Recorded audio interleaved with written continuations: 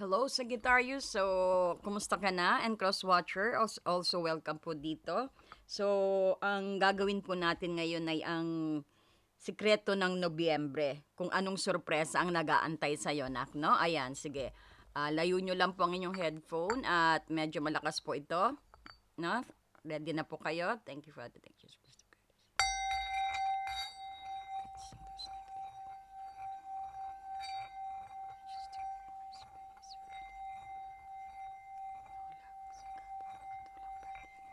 Bigyan mo po.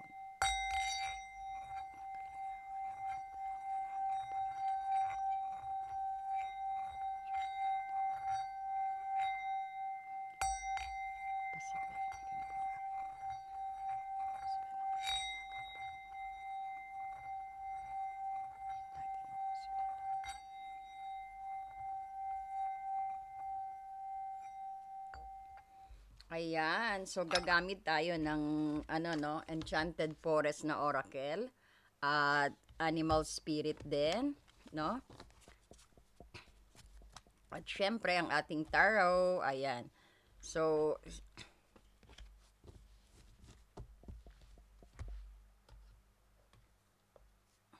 tignan mo.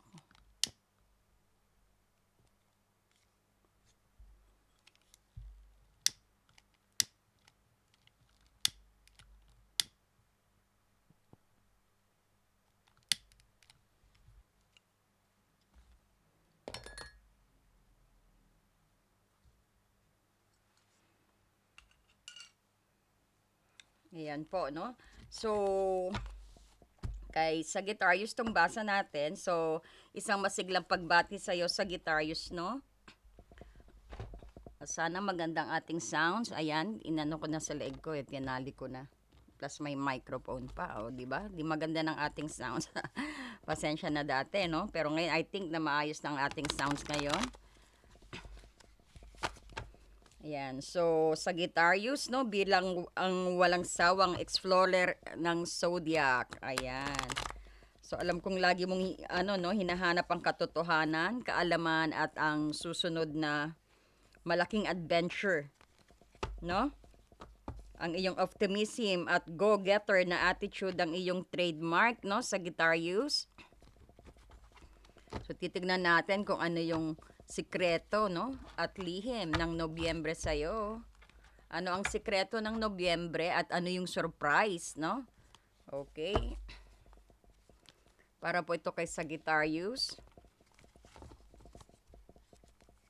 Marami pong salamat sa mga nagsusubscribe at marami rin pong salamat sa mga nagla-like and share ng ating video at yung mga nag-hype.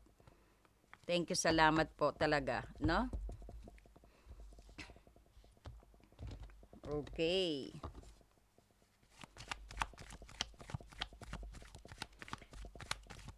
Oo, pero ano no, kahit sabihin natin Sagittarius is kahit ganyan ang attitude, syempre, ah kailangan din natin makita kung ano yung ano no, kung ano yung di inaasahang kaganapan na nag-aantay sa iyo, no? So gagamit tayo ng 5 spread, no?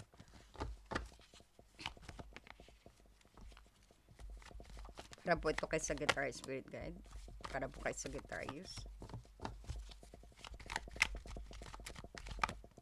Ayan. Ten of Swords in reverse ang iyong recent past.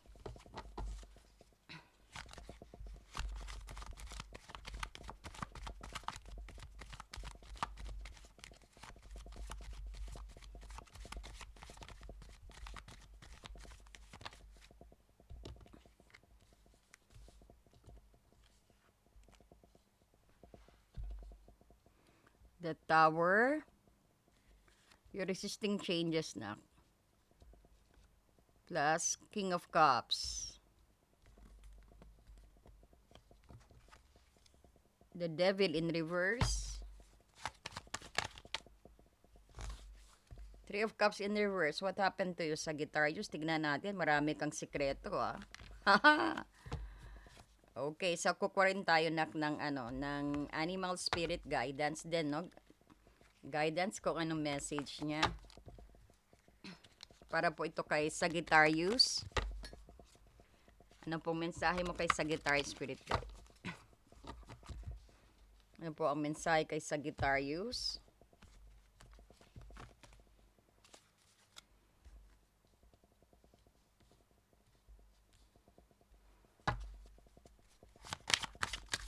Mensahe kay Sagittarius Spirit Guide. Ayan. Naku, mga busy kayo, no? Walang tayo ng isa, kunin natin ito ibabaw. Horse Spirit, freedom is yours. Ayan na.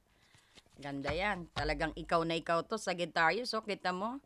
You love traveling, no? You're very, very free persons. Okay.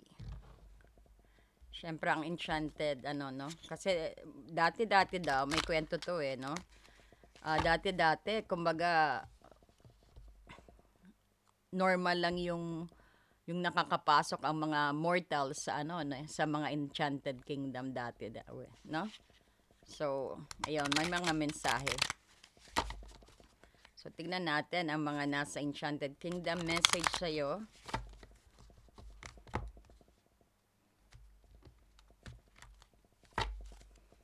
Okay, para po ito kay Sagittarius. Para po kay Sagittarius. Para kay Sagittarius. Para po kay Sagittarius, mensahe. Ito tayo ng isa. Willow Spirit. Oh, yung ganda na. Flexibility. Talaga naman. Para makikita mo ano, talagang freedom energy ang nakikita natin sa kanya. No? Talaga makikita mo yung pagiging explorer niya. No? So, ganyan na lang.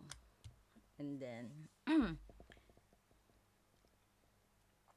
so, gagawin natin dito, no? Ano yung energy na hinihila ka patungo sa buwan na ito? And ano yung sentro ng surprise na magbabago sa iyong fat, no? At ano yung pinakamakatalino hakbang at aksyon na dapat mong gawin. And then, ang iyong outcome din. So, Sagittarius, titingnan natin to by details sa'yo, no? Para makita mo kung ano talaga ang iyong Nobyembre, no? Ten of Swords in reverse, no? And then,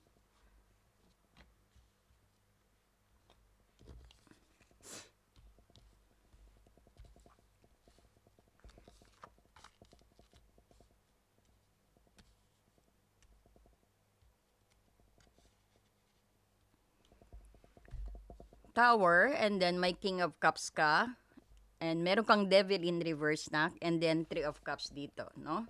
So, ang iyong enchanted forest message ay Willow Spirit, which is flexible. Ang ganda, no? Ganda-ganda nito. And then, ang iyong animal spirit, horse spirit, freedom is yours. Talagang sayong-sayo ito, Sagittarius, because you love to travel. You love to explore, no? Pati yung flexibility, swak na, no?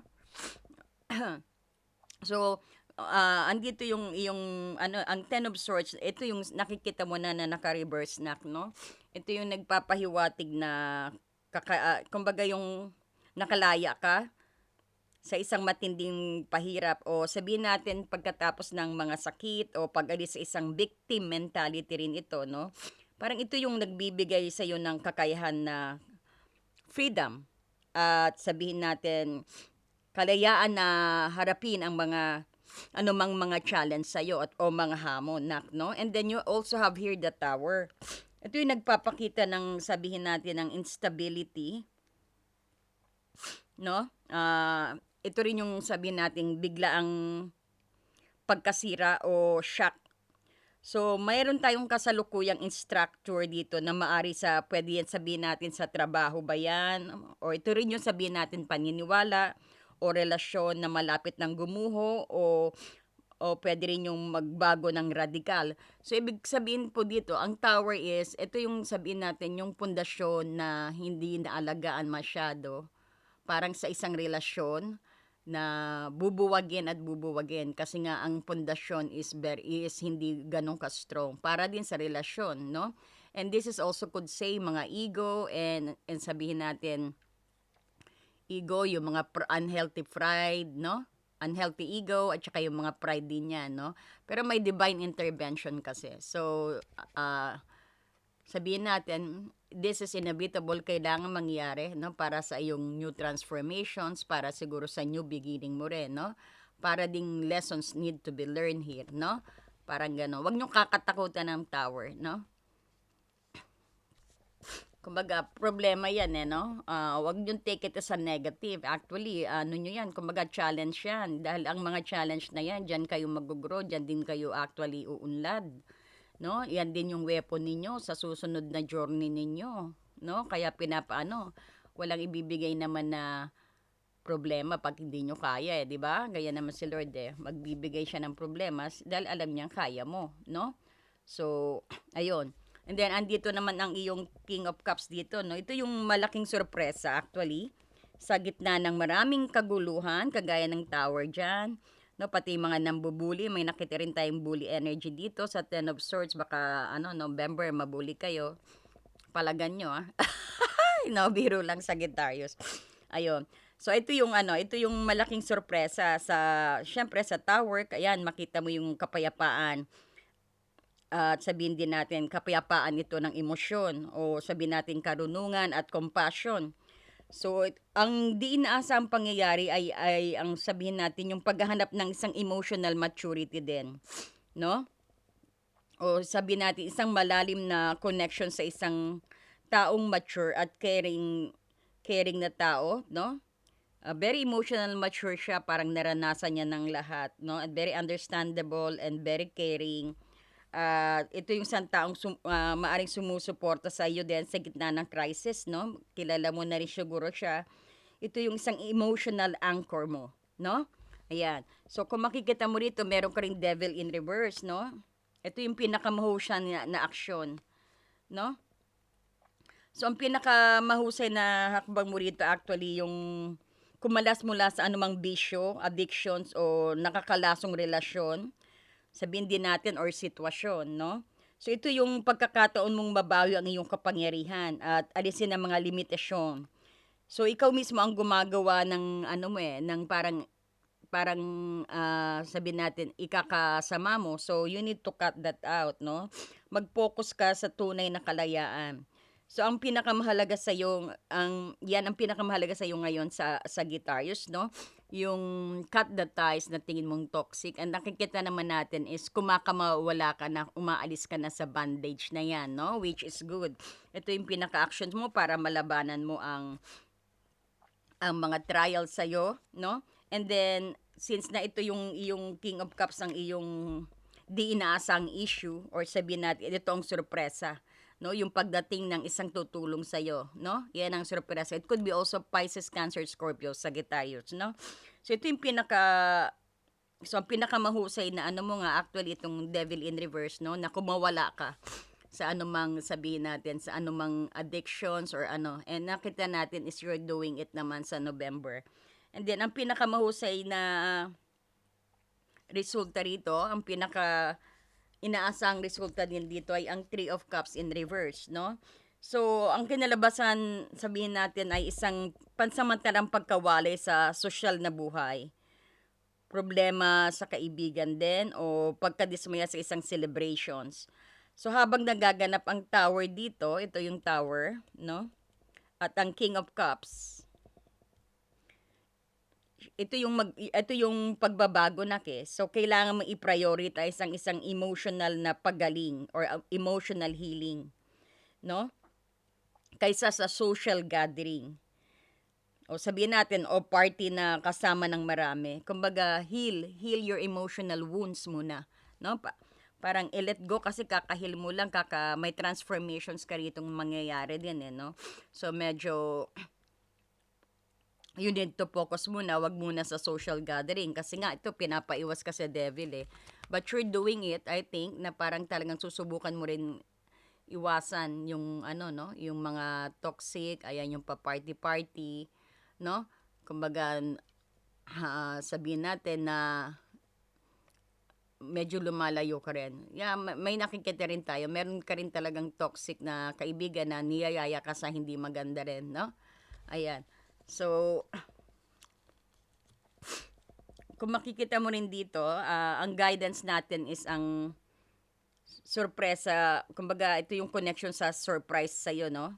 Ng Willow Spirit. Ayan. Ito ang Willow Spirit, no? Ang mensahe ng Willow dito yung bend, don't break din, no? And flexibility, parang ganon. O baka importanteng number sa inyo ang 48 or sabihin natin 12 din, importanteng number din sa inyo yan.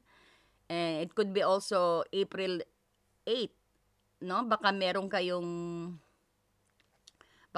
kayong dating experience nung April 8, no, na parang tingin nyo na makakaapekto itong November, no?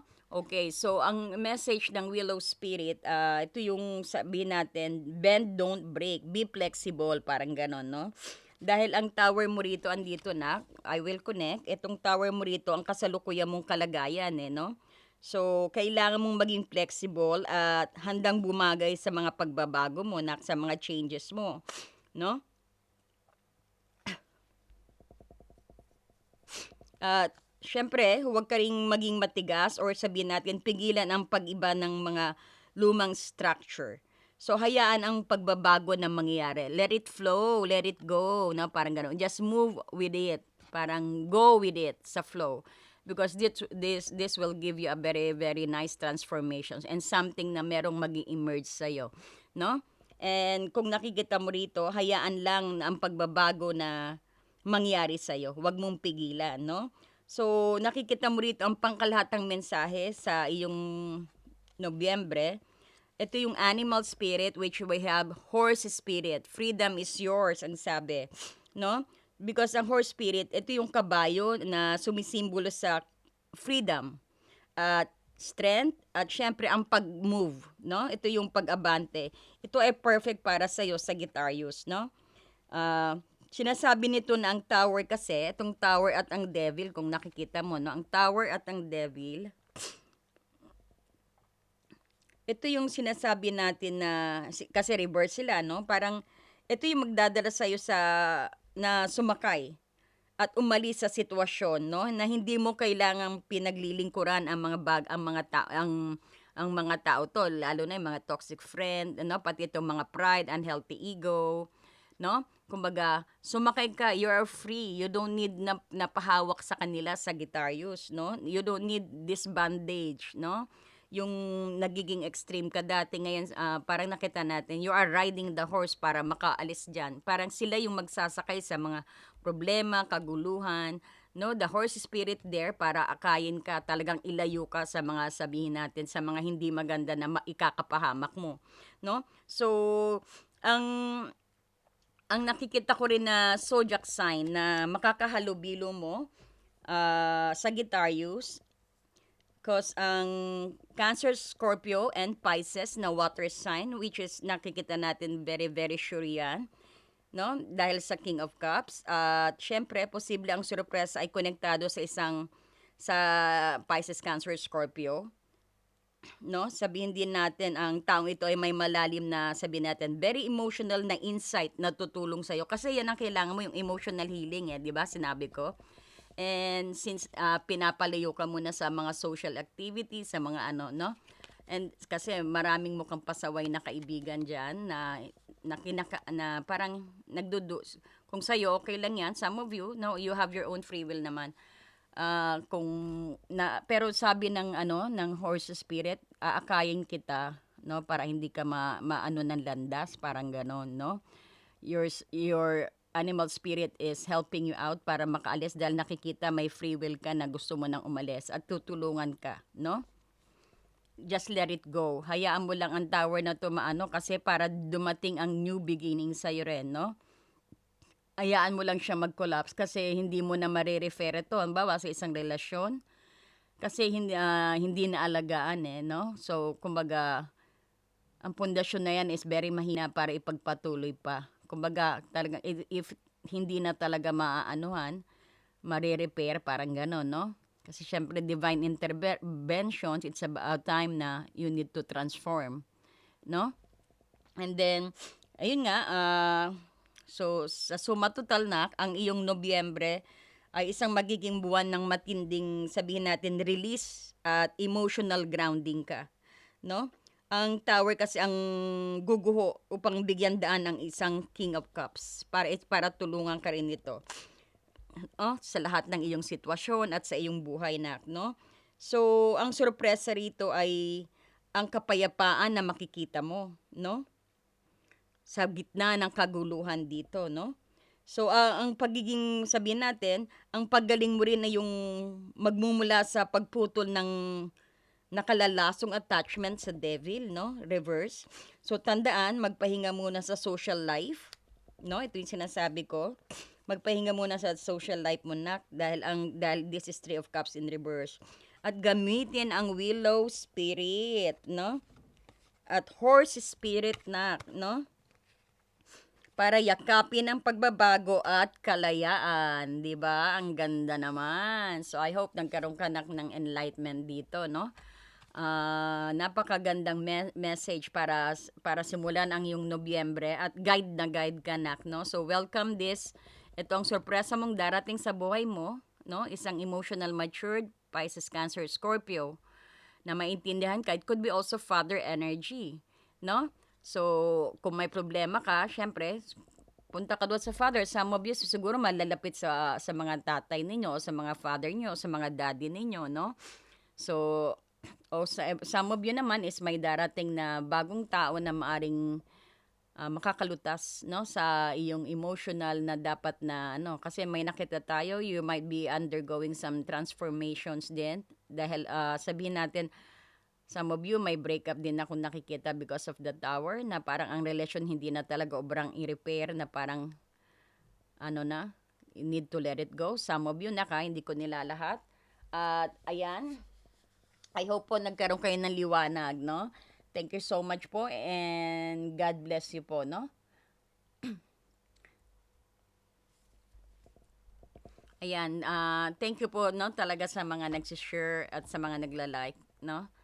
And if you want to support Happy Angel Reading, may join button dyan. You could be a member also. At may mga video tayo naka-upload. And sometimes po, we do live, no?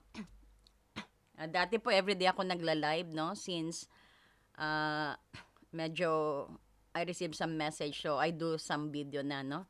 Dati po yan, everyday, no? Once, lagi kami nagla-live, no? Pero ngayon, my spirit guide wants me to focus sa pag-upload ng video muna, no? Ayan, so thank you so much and God bless you po, Sagittarius, at mag-iingat po kayo. Ayan.